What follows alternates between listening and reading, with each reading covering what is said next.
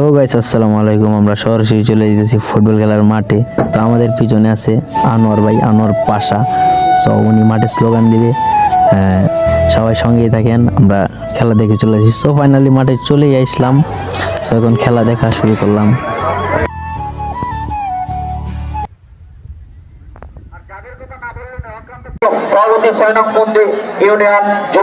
Team manager এবং কোচের দৃষ্টি আকর্ষণ করছে, আপনারা প্লিজ নাম এবং নাম্বার সহকারে কমেন্ট বক্সে জমা দেবেন প্লিজ।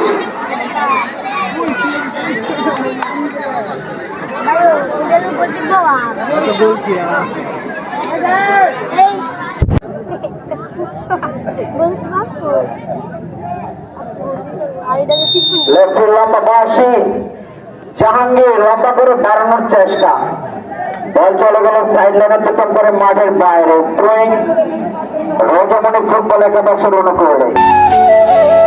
খেলা শেষ, তাই বাড়ির দিকে রওনা দিচ্ছি। তো অনেক রাত হয়ে গেছে খেলা শেষ করতে করতে। তো পাশে অনেক